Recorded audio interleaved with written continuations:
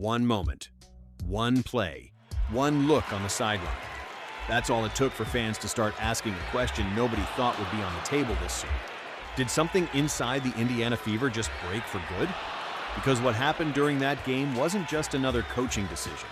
It wasn't just a missed pass, and it definitely wasn't just post-game frustration.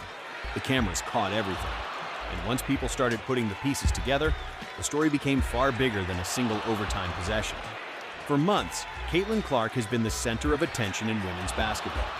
Whether people love her, criticize her, or simply want to see what happens next, one thing is undeniable. She changed the conversation. Millions of new viewers tuned in. Arena attendance exploded. Television ratings surged. And everywhere the Fever played, the spotlight followed. But behind the excitement, something felt off. At first, it was easy to dismiss.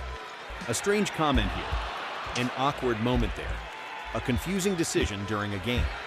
Nothing major by itself. Yet when enough of those moments start piling up, people begin noticing patterns. And that's exactly what happened. The game that reignited the debate was supposed to be remembered for Clark's performance. She delivered one of her most complete games of the season. 32 points, 7 rebounds. Perfect from the free throw line. Not 90%, not 95%. Perfect. 11 attempts, 11 makes. Every time pressure increased, she responded. Every time the game threatened to slip away, she answered. And by the time overtime arrived, it felt obvious who Indiana would rely on. At least that's what everyone watching believed. But then came the first moment that raised eyebrows. After the final buzzer, the team gathered in the locker room. Emotions were high. Players were exhausted. The Fever had survived. And naturally, many expected the post-game message to acknowledge the player who had carried so much of the load. Instead, the focus remained on the group. Team chemistry, collective effort, staying together, growing together. Important themes, no doubt. But some fans immediately noticed what wasn't said. The biggest performance of the night seemed strangely absent from the conversation. And that observation quickly spread online. Still, that alone wasn't enough to create a controversy. Then came the press conference. And suddenly the discussion got louder. Because while talking about the future of the franchise, the conversation shifted toward multiple contributors and team-building pieces. Again, not unusual on the surface. Coaches often emphasize balance. They often avoid making everything about one player. That's part of leadership. But for critics, this felt different. Why? Because it arrived after a game where Clark had been undeniably central to the outcome. And that's when attention shifted toward a much bigger moment. A moment that happened during overtime. A moment fans replayed over and over. And the more they watched it, the more questions emerged. The Fever had discussed the situation during a timeout. A play was drawn up. Players returned to the floor. Everyone appeared to know the assignment. Then everything changed. Clark came off the action expecting one thing. The ball went somewhere else. The possession unraveled. Confusion followed. And the cameras caught Clark's reaction. It lasted only seconds. But sports fans know how much can be communicated in a single glance. The clip spread everywhere. People slowed it down, analyzed body language, debated intentions. And suddenly, an ordinary basketball possession became national conversation. Was it a misunderstanding? A mistake? A last-second adjustment? Or was it evidence of something deeper? That question became impossible to avoid, because critics argued that the overtime play wasn't an isolated event. They believed it reflected frustrations that had been building for weeks, maybe even months. The theory gained traction because every new example seemed to reinforce previous concerns. The locker room comments, the press conference wording, the late game decisions. Viewed separately, each moment looked minor. Viewed together, some fans saw a pattern.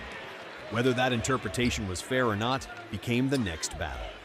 Supporters of the coaching staff pushed back immediately. They argued that basketball is complicated. Coaches make hundreds of decisions. Players miss assignments. Communication breaks down. Not every strange moment is evidence of conflict. And honestly, that's true. Sports history is full of situations that look dramatic from the outside, but turned out to be misunderstandings. Yet the speculation continued. Because there was another factor making everything feel larger than normal. Caitlin Clark isn't just another rookie. She isn't even just another star. She arrived carrying expectations rarely seen in professional sports. Every pass is analyzed. Every quote becomes a headline.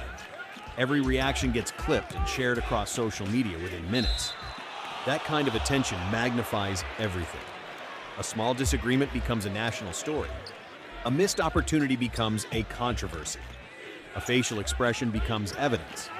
And once that machine starts moving, it becomes very difficult to stop. What makes this story fascinating is that it sits at the intersection of basketball and something bigger.